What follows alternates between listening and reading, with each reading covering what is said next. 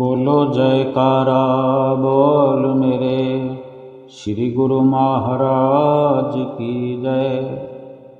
सभी गुरुमुख प्रेमियों से सप्रेम जय सच्चिदानंद। हमने बहुत कुछ समझा है जीवन में, समझते रहते हैं और समझते रहेंगे। बहुत सारी घटनाएं हमें देखने को मिलती है। हमारे जीवन में बहुत सारी घटनाएं होती हैं। हमारे मिलने जुलने वालों के साथ बहुत सारी घटनाएं, दुर्घटनाएं।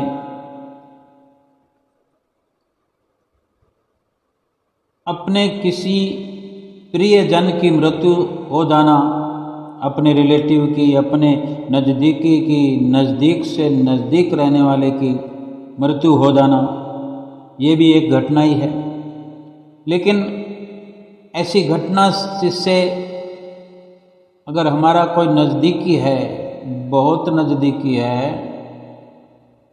अगर उसके साथ एक नॉर्मल मृत्यु भी उसकी हो जाती है, पूरा घर प्रभावित हो जाता है।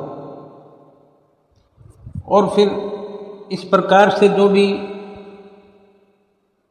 मिलने वाले किसी का संदेश आता है या कोई मिलने आते हैं, जो भी बातचीत करते हैं, सभी एक प्रकार की बात कहते हैं कि भगवान दिवंगत आत्मा को शांति प्रदान करे।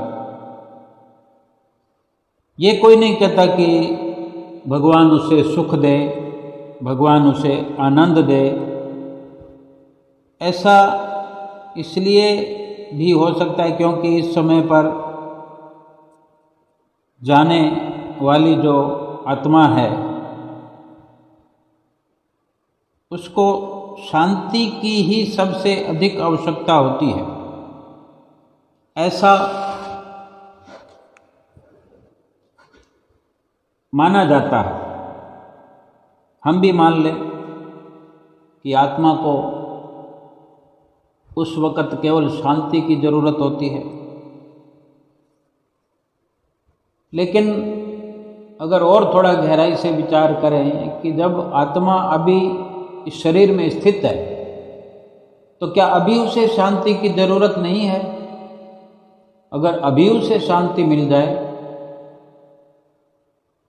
तो उस वक़्त कोई क्यों फरियाद करे किसी की आत्मा के लिए या सिफारिश करे?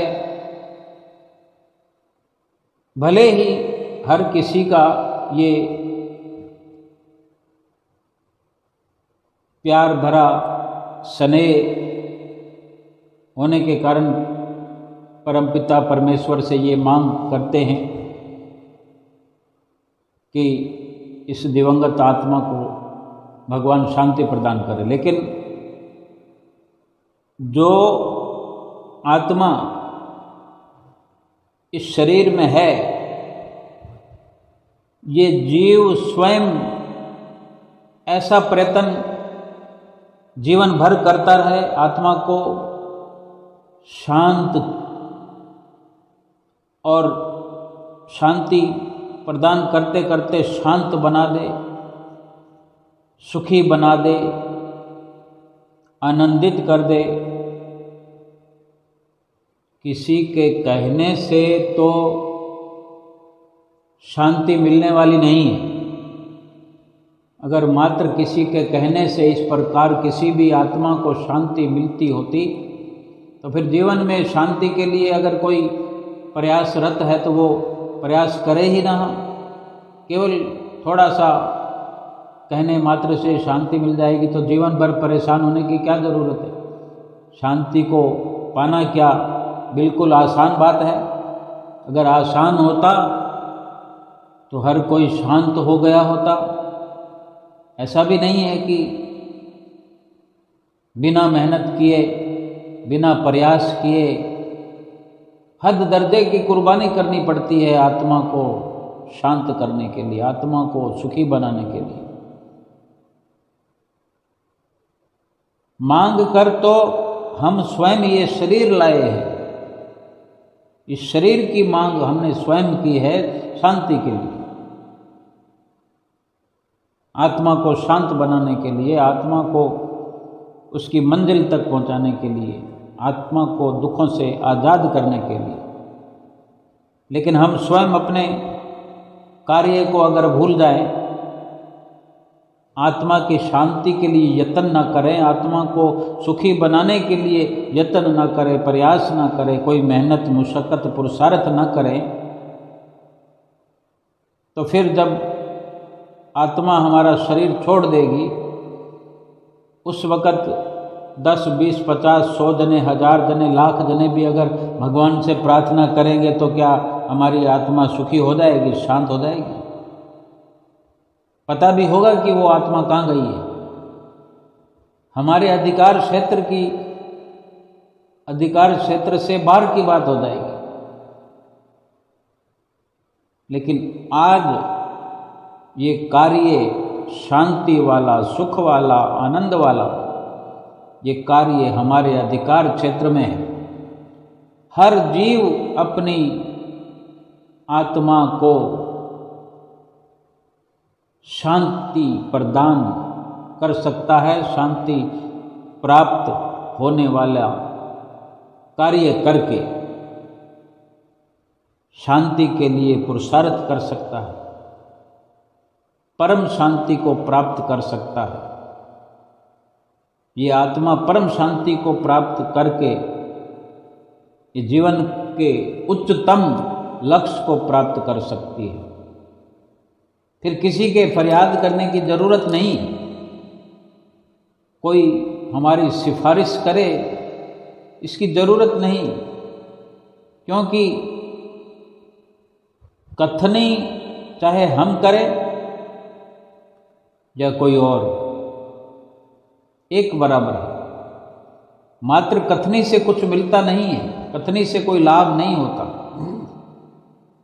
चाहे हम शांति की मांग करते हैं, भगवान मुझे शांति दे दो, हे प्रभु मुझे शांति दे दो, या कोई और हमारे लिए प्रार्थना कर दे, चाहे जीवन रहते भी हमारी आत्मा हमारे शरीर में है और कोई इस प्रकार कथन करता रहे हमारे सामने कि इसको शांति दे दो, इसकी आत्मा को शांत बना दो, तो शांति मिलने वाली नहीं है।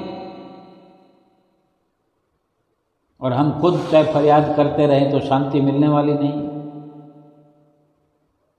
रोटी रोटी करने से रोटी मिलती नहीं, रोटी मिल जाए तो खाए बिना भूख मिटती नहीं।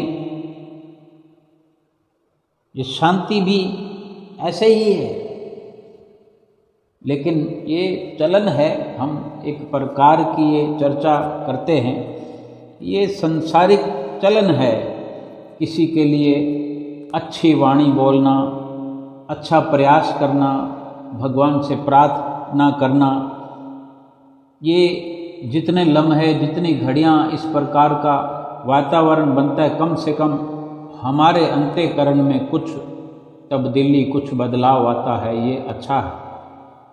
लेकिन जो अच्छा होना चाहिए वो कुछ और है, जो लाभ होना चाहिए वो कुछ और है। वो यही है कि हम स्वयं जब कथनी के मार्ग से चलकर करनी वाले मार्ग तक पहुंच जाएंगे, शांति वाले मार्ग पर चल करके शांति को प्राप्त कर लेंगे, फिर ये सब कुछ सकारात्मक हो जाएगा।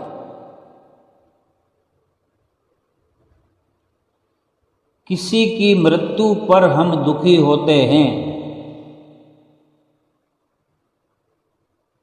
क्योंकि हम जानते नहीं, हम ये जानते नहीं कि मृत्यु है क्या।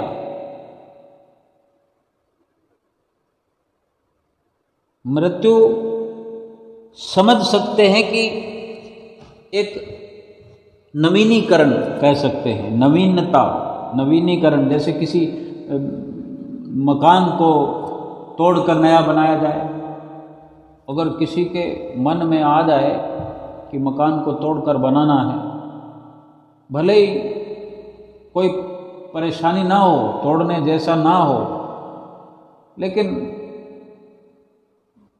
मनोरथ है किसी का कि मुझे तोड़कर दोबारा नवीनीकरण करना है, ये काफ़ी साल हो गए, 10, 15, 20 साल हो गए। अब किसी के पास तो मकान की मरम्मत करने के लिए भी सुविधा नहीं है, वो तो नवीनीकरण नहीं कर सकता। लेकिन जिसके पास सुविधा है तो वो पैसा लगा कर के अपने मकान को तुड़वाता है, नवीनीकरण कर रहा है, उसको खुशी होती है। अगर वो तोड़कर बना रहा है तो उसको खुशी हो रही है, किसी और को भी तकलीफ नहीं होती। लेकिन उसी मकान को बुलडोजर तोड़ने के लिए आ जाए, किसी कारणवश सरकारी बंदे तोड़ने के लिए आ जाएं,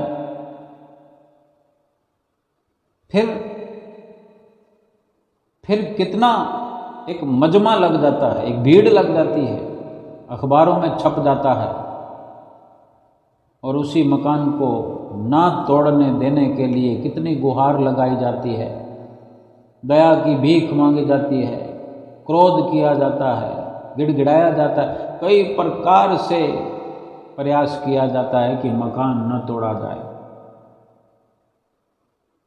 लेकिन जिसके भीतर ये विचार आ जाए कि नवीनीकरण करना है तो वो तो खुशी से करता है। तोड़ने वाला तो बुलडोजर वही होता है। बुलडोजर से नहीं तोड़ेंगे तो कारीगर मजदूर थोड़ा आराम से कुछ दिन ज़्यादा लगा कर तोड़ देंगे। सारा उसमें जो मटेरियल काम आने वाला है वो एक साइड में रख कर काम में लिया जाएगा। अगर मृत्यु को इसी प्रकार समझें तो ये खुशी का अवसर है। जो जानते हैं, जो समझते हैं, वही इसके बारे में समझते हैं कि नवीनीकरण करने में क्या आपत्ति है, क्यों दुख मनाया जाए। महापुरुष फरमाते हैं, जिस मरने से जग डरे, जिस मृत्यु से संसार डरता है। महापुरुष फरमाते हैं, जिस मरने से जग डरे मेरे मन आनंद, कब हुक मरी है कब हुक पाइए पूर्ण परमानंद, कि मरे बिना पूर्ण परम आनंद को प्राप्त नहीं किया जा सकता। यानी साल भर तक बच्चा पढ़ता रहे, अगर परीक्षा ना हो तो वो अगली क्लास में नहीं पहुंच सकता। बच्चे परीक्षा आने पर डरते हैं कि पोल खुल जाएगी, लेकिन जिसने पढ़ाई की तैयारी कर रखी है, जिसको समझ है कि मैं साल भर पढ़ा ही इसीलिए हूँ कि आज परीक्षा का अवसर आए ताकि फैसला हो जाए कि मैंने क्या पढ़ाई की है, मुझे भी पता लग जाए, दूसरों को भी पता लग जाए, दूध का दूध पानी का पानी हो जाए। संत महापुरुष भी इसीलिए ये पर्दा उठाते हैं, डर वाला। हमारे लिए अज्ञान का पर्दा ये हमारा उठाते हैं कि वो स्वयं अपने लिए ये उदाहरण ही नहीं बल्कि एक सच्ची मार्मिक बात बताते हैं कि जिस मरने से दुनिया डरती है, हम उसी मरने को एक आनंद का अनुभव देखते हैं, आनंद का अनुभव करते हैं कि जब तक मरेंगे नहीं तो आगे की श्रेणी में, आगे स्टेप पर कैसे पहुंचेंगे, तरक्की कैसे करेंगे। या फिर ऐसा है कि कोई इस जीवन के अंदर मरे ही नहीं तो फिर सड़ेगा। विधाता ने कोई भी ऐसा इस दुनिया के अंदर परपंच नहीं बनाया जो दुखदाई हो। मृत्यु को बनाया है तो ये दुखदाई नहीं है, ये तो हमारे अपने विचार है, ये हमारी सोच है। जीना तो चाहे 10 साल का हो, 20 साल का हो, 50 साल का हो, 100 साल का हो, 1000 साल का हो, अगर जीने से, जीवन से मोह है तो 100 साल जीने के उपरांत भी हम मरना नहीं चाहते। 1000 साल की उम्र हुआ करती थी तब भी लोग मरना नहीं चाहते थे। अगर संतों वाली विचारधारा को अब अपनाएं, अगर जीवन और मृत्यु की जो हम आकलन कर लें, जीवन और मृत्यु को समझ लें कि जीवन क्या है और मृत्यु क्या है, फिर तो मरने के लिए कोई डर नहीं रहेगा। जीवन कोई मोह का खेल नहीं है, कोई लोभ का ये स्थान नहीं है कि जीवन मिला है तो लोभ कर लो। धन इकट्ठा करने का ये स्रोत नहीं है जीवन। जीवन में एक लक्ष्य जो हमारा सबसे बड़ा है, सर्वोपरि जो कार्य है, वो जीवात्मा को शांति प्रदान करने का, संपूर्ण आनंद प्राप्त कराने का, सच्चा सुख प्राप्त कराने का ये अवसर है, ये मनुष्य जीवन।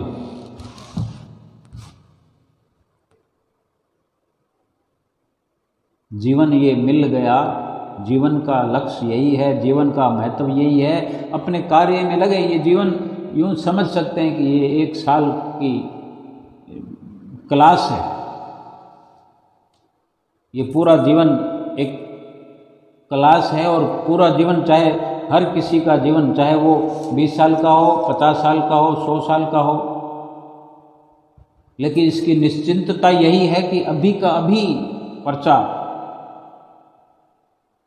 लिखने के लिए तैयार हो जाएं हम, पेपर करने के लिए, प्रश्नों का हल करने के लिए अभी का अभी हम तैयार रहें। जैसे कोई फौज में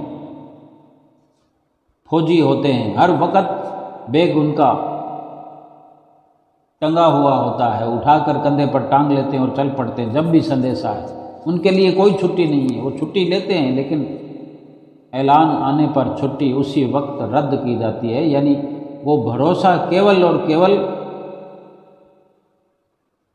अपने उस ड्यूटी का करते हैं, वो सत्य है। यानी कभी भी जाना पड़ सकता है, कभी मरना पड़ सकता है।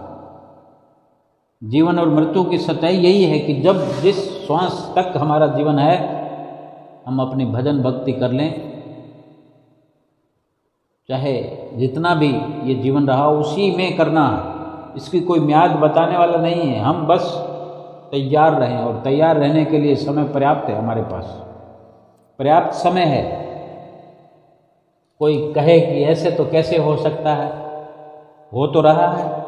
50-50, 60-60 साल के हुए बैठे हम, हो तो रहा है। इतना समय मिल गया, इतने समय में भी क्या हमने तैयारी नहीं की? और अब हम मरें तो हमारे मिलने वाले आकर के भगवान से फरियाद करें, हमारी सिफारिश करें कि इस दिवंगत आत्मा को शांति देना। क्या जरूरत है सब्सिडी की? हम खुद सक्षम हैं, हमें पूरा समय मिला है। हमें कोई हमारे घर में राशन देने के लिए आए, क्या हम गवारा करेंगे? क्या हमारी इतनी भी खुददारी नहीं है? क्या जरूरत है हमें? हम भगवान का प्रसाद खा रहे हैं और भगवान का प्रसाद खाते रहेंगे जैसी भी अवस्था में। लेकिन कोई हम पर अनचाही या बिना जरूरत की कोई दया दिखाए, यानी हम किसी ऐसी लाइन में नाम क्यों लिखाएं कि हम सक्षम नहीं हैं? सरकार की तरफ से भी अगर ऐसी सुविधाएं होती हैं तो हमें ये स्वयं को सोचना होता है कि हमने कहाँ कहाँ सब्सिडी लेनी है, कहाँ नहीं लेनी। उनको ले लेने दो जिनके पास परेशानी है, जिनको ज़रूरत है उन्हीं को ले लेने दो, हम लाइन से निकल जाए। हमें ये सोचना है क्या हमारे पास कमी है, हमें ज़रूरत है, क्या हम सक्षम नहीं है? ये हमारी सोच पर निर्भर है। लेकिन जीवन और मृत्यु को समझना है तो सीधी सीधी यही समझाइश हम अपने भीतर बिठा लें कि जीवन जो है वो एक प्रकार से झूठ भी है, जीना झूठ भी है और सत्य जो है वो मृत्यु है, क्योंकि जीवन के समय का पता नहीं है, लेकिन ये पता है कि मृत्यु तो आनी ही है। कभी भी किसी भी समय, किसी घड़ी में, किसी लम्हे में मृत्यु आ सकती है। अनजान बनकर ना बैठे, शांति वाला काम अभी का अभी करें, सुख वाला कार्य अभी का अभी करें। हम मोहताज नहीं हैं, भगवान ने हमें मोहताज करके भेजा नहीं है, कितनी दया करके भेजा है, कितना कुछ हमें देकर भेजा है। हमें यहाँ सब्सिडियों की ज़रूरत नहीं है। हम कहाँ दुनिया के अंदर ठगियों में लगे पड़े हैं। आत्मा को शांति नहीं है, फिर क्या प्राप्त करते रहे हैं? इतना समय हो गया, इतनी उम्र हो गई, क्या प्राप्त करते रहे? हमें शांति प्रदान नहीं हुई, यानी हम उस रास्ते पर गए ही नहीं, भगवान का भजन सुमरण किया ही नहीं, तो शांति कहाँ से मिलेगी? हम तो रुपया कमाने में लगे हुए हैं, तो क्या रुपया कमा लिया? कमा लिया हमने, रुपया धन कमा लिया, अब और नहीं चाहिए। कोई अपने सीने पर हाथ रखकर कहे कि अब मुझे एक भी रुपया नहीं चाहिए, और बिल्कुल आराम से बैठ जाए, ना रुपयों को आता हुआ देखे, ना जाता हुआ देखे, ना कोई हाल पूछे रुपयों का, ना कोई ढंग पूछे। ठीक से विचार करें कि अब हमें रुपए की जरूरत नहीं है, बिल्कुल। फिर सोचें एक बार, मगर ऐसा जवाब आना मुश्किल ही नहीं, नामुमकिन जैसा लगता है। मरते दम तक ये ख्वाहिश लगी रहती है कि रुपया और आ जाए। क्या करेंगे उससे? शांति प्राप्त करेंगे। कहीं दुकान पर शांति मिलती है, जो वो ढेर सारा कमाया हुआ रुपया देकर फिर शांति ले आएंगे।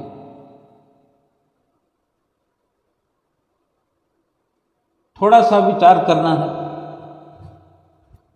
चाहे ज़्यादा विचार करें, लेकिन असलियत तक पहुँचे तो सही।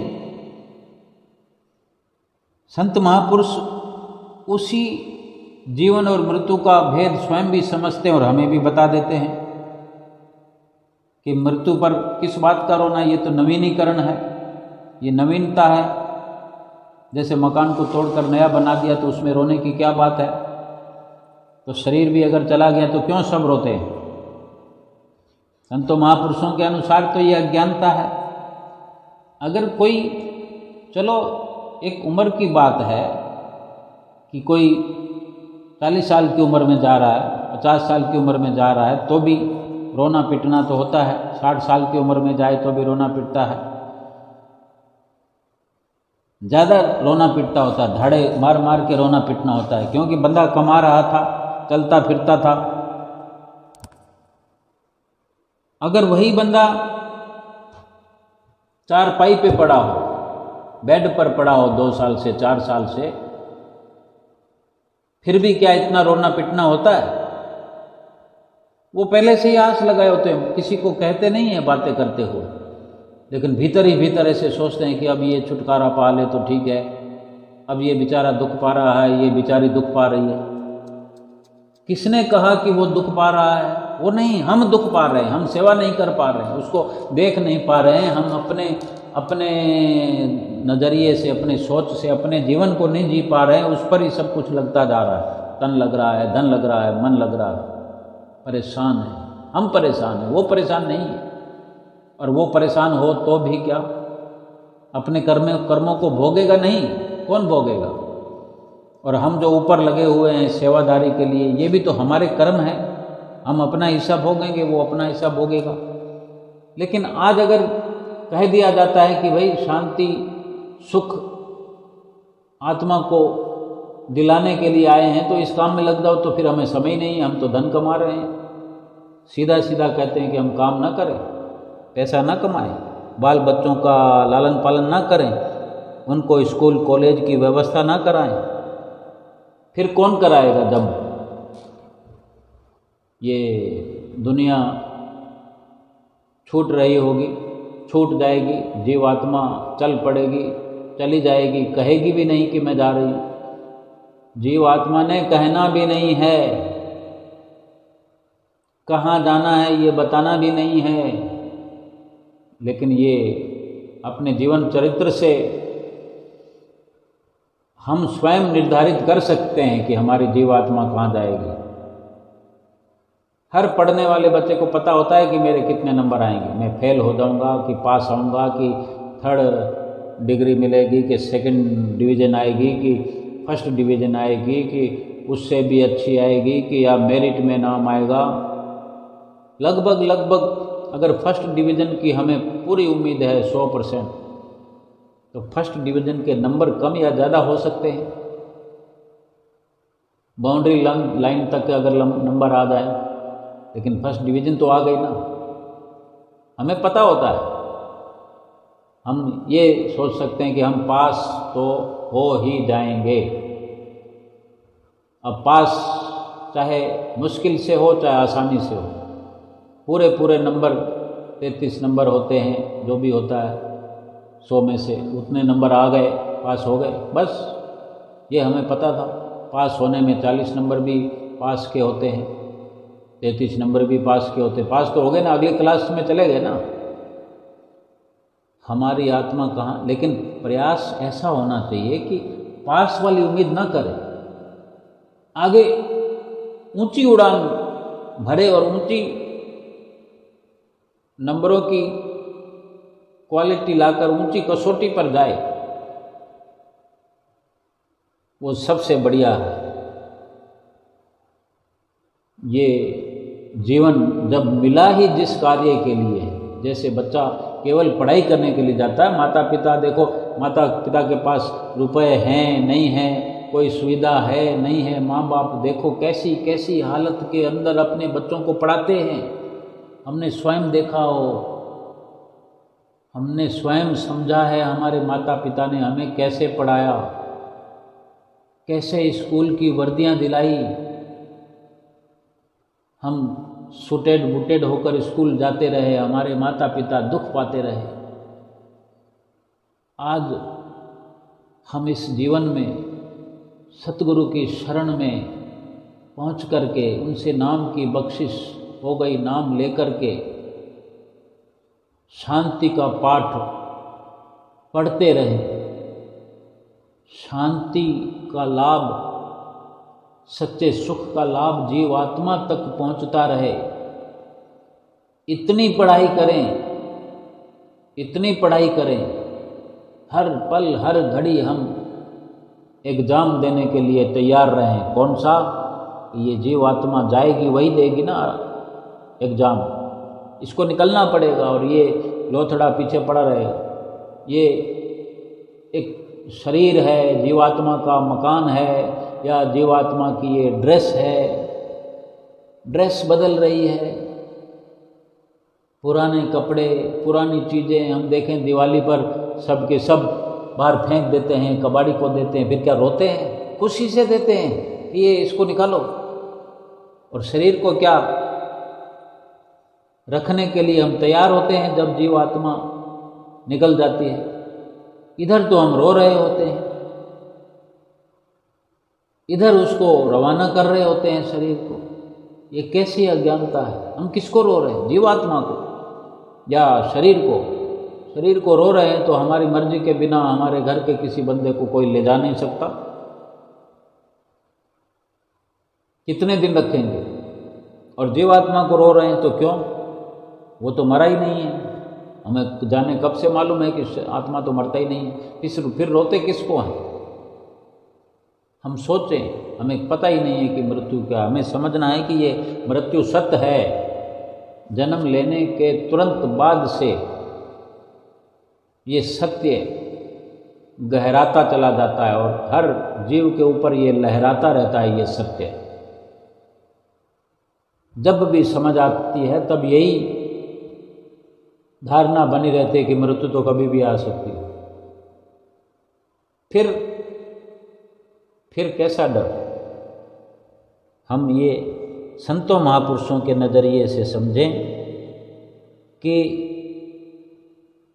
ये नवीनीकरण होता है। आत्मा जो है एक प्रकार का पक्षी समझ लिया जाए, शरीर को पिंजरा समझ लो।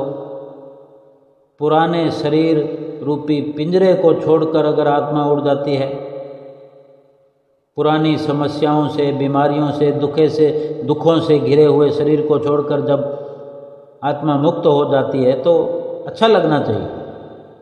यही तो नवीनीकरण है। लेकिन जिसने कार्य नहीं किया है, होमवर्क नहीं किया है, वो जीव आत्मा कहाँ जाती है ये भी निश्चित है, वो फेल हो गई। जो फेल हो गई वो इसी संसार में फिर जन्म लेकर आएगी और फेल के अनुसार ही निम्न स्तर की योनियों में, 84 लाख योनियों में। ये दुख की बात है। और इस बात को समझते हुए थोड़ी कोई रोता है। इस बात को समझकर तो समय रहते यत्न किया जाता है। वो यत्न हमें आज करना चाहिए।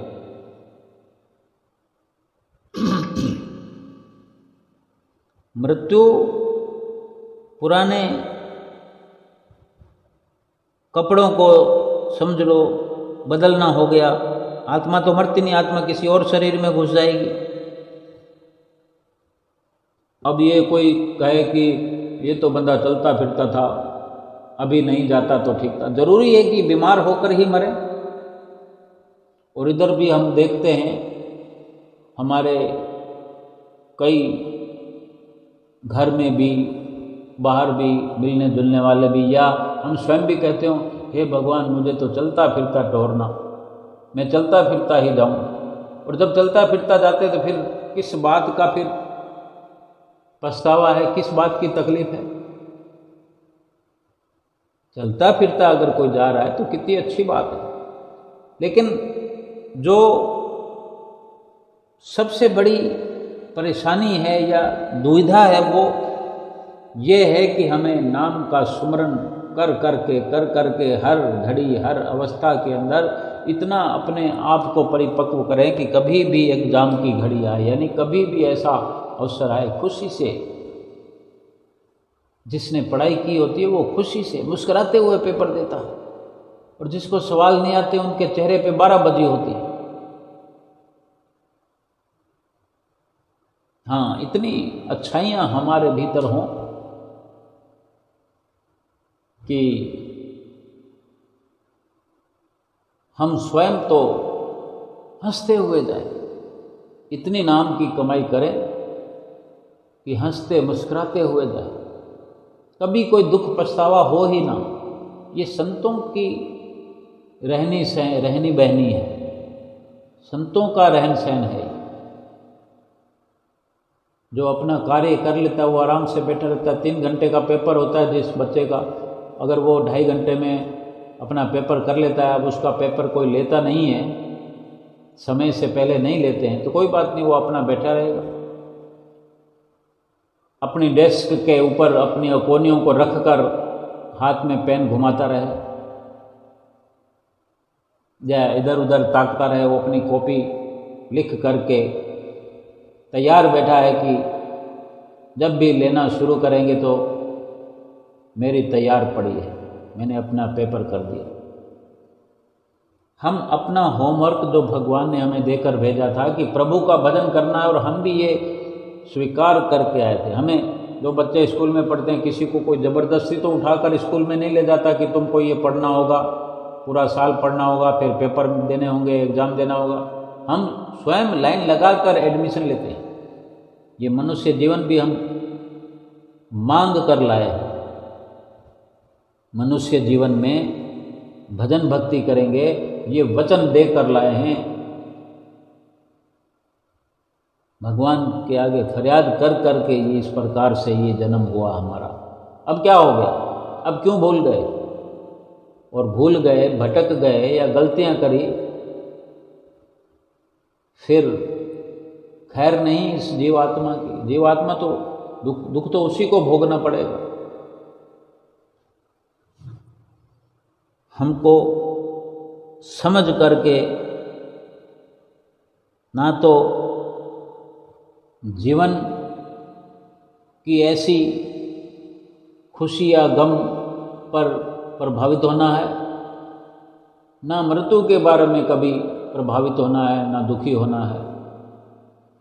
अपना मकसद हमको हर वक्त याद रहे कि मैं किस लिए मनुष्य जीवन प्राप्त करके आया हूँ, ये शरीर मुझे किस लिए मिला है, वो कार्य मैं कर रहा हूँ कि नहीं कर रहा हूँ, प्रभु से जो मैंने वादा किया था वो निभा रहा हूँ कि नहीं, जो वादा किया था वो निभाना पड़ेगा, निभा रहा हूँ कि नहीं, नहीं निभाऊंगा तो फिर डाल दिया जाएंगे नरक कुंड में, 84 लाख योनियों में फिर से भेज दिया जाएगा जीवात्मा को, फिर कितना दुख होगा, कितनी परेशानी हो जाएगी। 1 साल जिसका चला जाता है स्कूल में पढ़ते हुए, फिर वो तकलीफ़ें, वो 1 साल वापस नहीं आता, कभी नहीं आता। इसलिए संत महापुरुष कहते हैं ये जीवन अगर यूं ही चला गया फिर वापस नहीं आएगा। अभी जो मिला है ये यूं ही नहीं मिला, और फिर तो मिलेगा ही नहीं है, क्योंकि पूरा जीवन हमें ये शिक्षा मिलती रही है, भजन कर लो, भजन कर लो, भगवान का भजन कर लो, सतगुरु की आज्ञा का पालन कर लो। लेकिन हम खाने पीने में लगे हुए हैं, कमाने में लगे हुए हैं, रंग रलियाँ मनाने में लगे हुए हैं, ऐश परस्ती में लगे हुए हैं, मित्रता, कुटुंबता, कुटुंब परिवार बनाने में लगे हुए हैं। फिर क्या काम आएगा कुटुंब परिवार, ये घर बार क्या काम आएगा, क्या महल माड़ियाँ ये काम आएंगी, क्या ये धन दौलत काम आएगी। बड़े बड़े राजा चले गए, यहाँ पर महाराजा चले गए, क्या काम आए उनके रंग महल, सब कुछ पीछे पड़ा रह गया। हमको ये समझना अति आवश्यक है।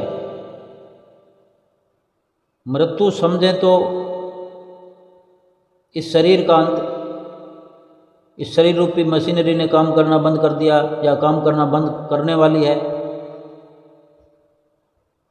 फिर इसको बदल दिया जाए, इस मशीनरी को फेंक दिया जाए, तो फिर रोना धोना किस बात का। और आत्मा जो कभी मरती नहीं, कभी काम करना बंद करती नहीं, क्योंकि वो एक अविनाशी शक्ति है। सबसे बड़ी बात यही है कि आत्मा का क्या होगा। आत्मा नया शरीर तो ले लेगी, लेकिन नया शरीर क्या मिलेगा।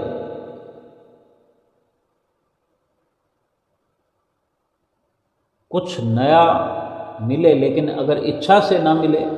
अभी किसी ने कोई सूट लेना हो और सूट नाप हो 36 का, और सूट मिल जाए 50 के नाप का, हैंगर पर लटका दिया जाएगा। नया है तो नए को क्या करें, वो पहन नहीं सकता, इससे तो वो पुराना ही पहन लेगा। पुराना है नहीं, नया पसंद नहीं है, तो समय रहते कपड़ा लेकर सिलाया जाता है या समय पर अपने नाप की व्यवस्था की जाती है। तो ये भी जीवात्मा के लिए इच्छा,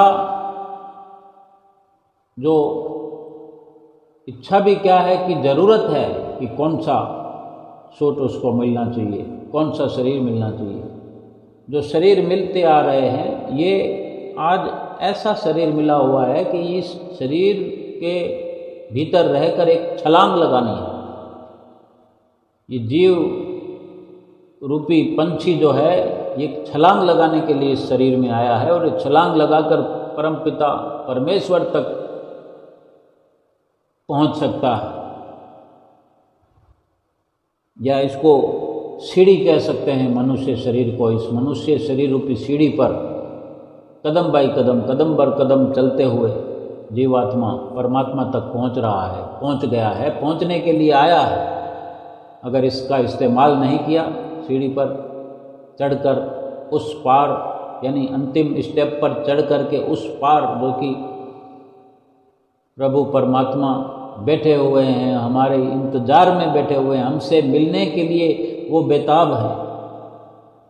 केवल जीवात्मा का कार्य नहीं है, परमात्मा का भी कार्य है। लेकिन जीवात्मा अगर उस तरफ जाने का, इस शरीर को पाकर के, इस सीढ़ी को पाकर के ये जीव अगर इस्तेमाल न करे, सदुपयोग न करे, तो फिर इधर का इधर ही रह जाएगा, फिर इस तरफ गिरा दिया जाएगा। इधर बहुत बड़ी खाई है 84 लाख योनियों की, वहीं गिराया जाएगा।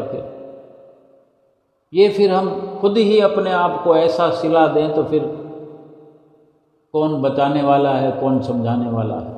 फिर कौन समझाएगा? फिर क्या होगा समझाने से? फिर कुछ नहीं होता। आज तो बहुत सारा समय पड़ा है। इस पुराने को नए में परिवर्तन कर लें। ये जीवन है, ये मृत्यु है, ये जीवन है, ये मृत्यु है, इसमें फ़र्क क्या है? जीवन को जीते हुए अगर हम मृत्यु वाले कार्य करते रहें, मृत्यु वालों का साथ देते रहें, मृत्यु वालों का साथ लेते रहें, यानी विनाश होने वाला हम सब मसाला तैयार करते हैं। जीवात्मा अविनाशी है और इसके पल्ले में, इसके आगे पीछे जो ढेरियाँ लग रही है वो विनाश होने वाली है। ये संसार विनाश होने वाला, ये घर बार विनाश होने वाला, ये रुपया विनाश होने वाला, मकान सकान सब कुछ सब विनाश होने वाला है। अविनाशी तो परमात्मा है ना। ये जीवात्मा अविनाशी है और एक परमात्मा है जो अविनाशी है।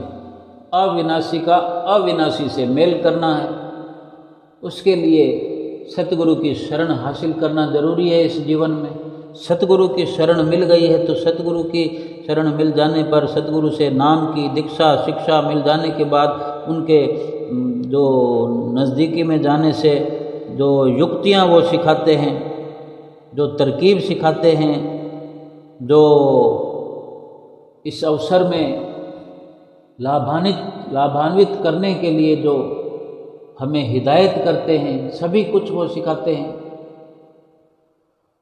और वो सब कुछ सीख करके अविनाशी का अविनाशी से मेल कराते हैं। सब कुछ तो वही करते हैं और वही परमात्मा है। सतगुरु रूप परमात्मा मनुष्य का शरीर हमारे मिलने के लिए, परमात्मा से मिलाने के लिए वो हम जैसा शरीर धारण करके आए हैं कि वो अपनी सुंदर वाणी से हमें सुना सके और हमारी अबोध नादान सी वाणी सुन करके हम पर दया कर सके। कोई पक्षी क्या हमें समझा सकता है? कोई और योनि में कोई हो या परमात्मा परमेश्वर क्या हमने देखा है जो सीधा डायरेक्ट जाकर उससे मिल जाएंगे, एकाकार हो जाएंगे?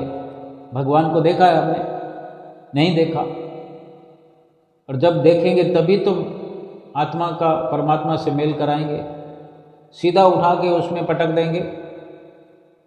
हर चीज़ के लिए सीखने सिखाने का तरीका तो चाहिए ना। वो कौन सिखाएगा?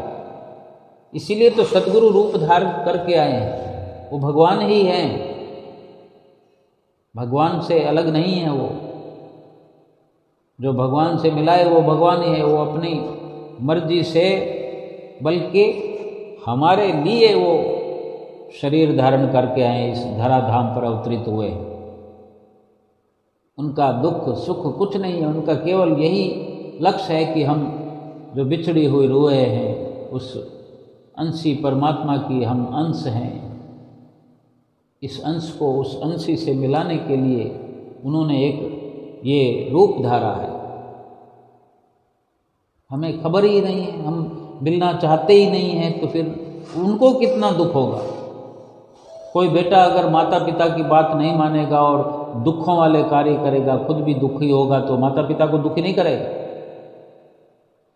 जो बच्चे गलत संगत में पड़ जाते हैं तो उसके पिता को, माता पिता को खुशी होती है, कितना दुख होते हैं। सारी रात नींद नहीं आती उनको, सारी रात बेचैनी में गुजारते हैं, सारा दिन मेहनत मुशक्क़त करके अपने बच्चों को, और भी तो बच्चे होते हैं, लेकिन एक भी बच्चा गलत संगत में पड़ जाए कितना दुख होता है। ये संसारिक मिशन है, ये संसारी जदोजहद है, ये संसारिक, ये हम बात कर रहे हैं, ये संसारिक विचारधारा है कि वो आज नहीं तो कल लाइन पर आ जाएगा, थोड़ा नुकसान कर देगा, 1000 2000 2 4 5 लाख 10 लाख।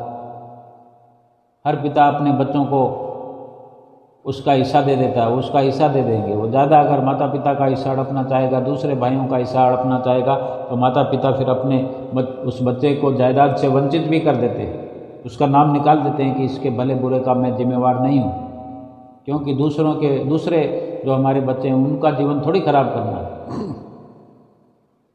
लेकिन ये परमपिता परमेश्वर हैं, परमपिता हैं, और हम कितना नुकसान करने जा रहे हैं। हमें जायदाद हमें दे दी है, लेकिन जो भूल हम कर रहे हैं, 84 लाख योनियों में इस जीवात्मा को पहुंचाने का कार्य कर रहे हैं, भगवान की भक्ति को भूल रहे हैं, ये वो नुकसान है कि फिर इसकी कभी भरपाई नहीं होगी। इतना बड़ा नुकसान जो करोड़ों अरबों खरबों में भी गिनती में नहीं आता, तो इसके लिए कितना दुख हम अपने सतगुरु को हम दुखी करते हैं, जो हमारे लिए ही इतना कष्ट सहन करने के लिए इस धरती पर मनुष्य जैसा शरीर धारण करके आ गए। वही अविनाशी परमात्मा हमें अपने अंश को वो अपने साथ मिलाने के लिए हमें यही चतुराई करनी है, यही हौसला रखना है, यही सूझबूझ रखनी है। ना तो अपनी आत्मा को और दुखी करने के लिए कोई भी ऐसा काम करना है, बल्कि सतगुरु के बताए हुए रास्ते पर चल करके सतगुरु की आज्ञा में, सतगुरु की मौज में ढेर सारा सुमरन करना। ढेर सारा कितना? जी चाहे जितना, और जी इतना चाहे उसको इतना आदी बना दें, इतना आदी बना दें कि फिर मन करे कि बस भजन ही करते रहें। लेकिन ऐसा ना भी हो पाए तो सतगुरु ने एक सीमा बना दी है कि 2 घंटे तो करना ही करना। अगर उनकी आज्ञा हम मान लें, उनकी आज्ञा पर चल पड़ें, ये 5 नियमों का जो पालन है वो भी करें और 2 घंटे भजन अभ्यास करें। हम देखें तो सही करके कौन सा काल पड़ने वाला है, दुनिया का धन जो क्या घाटा होने वाला है कि बाधा होने वाला है सुमरन करने से। हम यही समझते रहेंगे ज़िंदगी भर कि इतना सुमरन करेंगे तो फिर दुकानदारी कौन चलाएगा, घर परिवार कौन चलाएगा। सारी आफत 2 घंटे में ही आने वाली है। ये 2 घंटे भजन सुमरन करने से रुकावट करना ही हमारा लक्ष्य है। हमारा लक्ष्य 2 घंटे से ऊपर भजन सुमरन करने का होना चाहिए। अगर कुछ नुकसान होता है तो ये कौड़ियों का, दमड़ियों का, ये झूठ फूट के खजाने हैं, यूं ही ये बेकार हो जाएंगे। अगर बहुत अथाह है फिर क्या परवाह है, और अगर कुछ भी नहीं है तो वैसे भी कुछ नहीं है, तो ये तो सब हो जाएगा, भजन सुमरन तो हो जाएगा हमारे हिस्से में।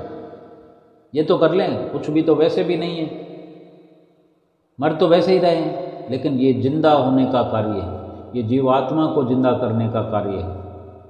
ये शरीर जिंदा हो जाएगा, सकारत हो जाएगा, इसका लेखा हो जाएगा कि शरीर के द्वारा भजन स्मरण किया गया। जल तो जाएगा, ये शरीर जल तो जाएगा, दफन तो हो जाएगा, लेकिन इसकी महिमा हो जाएगी। इसकी महिमा शास्त्रों में, वेदों ने, शास्त्रों ने नेति नेति कर गाई है कि ये 84 लाख योनियों से श्रेष्ठ शरीर है। इसकी सकारात्मकता को हम सिद्ध कर दें कि वास्तव में ये इतने लाभ का तन है, मनुष्य तन, इतने लाभ की वस्तु है ये कि इससे ये जीवात्मा परमात्मा से मिल सकती है, अपने अंशी से 84 लाख योनियों से बच सकती है। इतना बड़ा दुख, केवल 2 लाइनों में बात समाप्त हो जाती है कि 84 लाख योनियों से बच गए। एक योनि से बचने के लिए पहाड़ों जैसे दुख सहन करने पड़ते हैं। यानी इस मनुष्य जीवन की बात करें तो, जबकि मनुष्य जीवन में ये मनुष्य सक्षम है, बोल सकता है, कह सकता है, सब कुछ कर सकता है। 84 लाख योनियों का एक भी जीवन, एक भी शरीर मनुष्य शरीर जैसा जीवन भोग सकता है। गली में हम देखते हैं कितने जीव जंतु, कुत्ते बिल्ले फिरते हैं, कितने लठ खाने पड़ते हैं, गाय हो, बैल हो, बाहर फिरते हुए, गधे हों, घोड़े हों, अपने दुख को बयान नहीं कर सकते। पानी मांग नहीं सकते, खाना मांग नहीं सकते, झेलते रहते हैं, झेलते रहें, दुखों के अंबार लगे हुए हैं। किसी की मर्जी आई तो तू करके खिला दिया, किसी की मर्जी आई तो लठ बरसा दिया। ये जीवन भोगना पड़ेगा फिर। और कितने, 84 नहीं, 8400 नहीं, 84,000 नहीं, 84 लाख योनियाँ ऐसी भोगनी पड़ेगी। मस्खरी नहीं है। केवल सोचकर भी पूरे शरीर में कपकपी हो जाती है। इसकी गहराई को समझते हुए सतगुरु की जो भी हमें हिदायत है, नसीहत है, अपने सिर पर ऐसे धारण करें कि हमारे सतगुरु की प्रसन्नता बरसने लगे। और सतगुरु हमारे प्रसन्न हो गए तो हमारी जीवात्मा को काल हाथ भी नहीं लगा सकता, यमराज छू नहीं सकता। सतगुरु की प्रसन्नता प्राप्त करते रहें और अपने इस लोक और परलोक को सुहेला करें। बोलो जयकारा, बोल मेरे श्री गुरु महाराज की जय।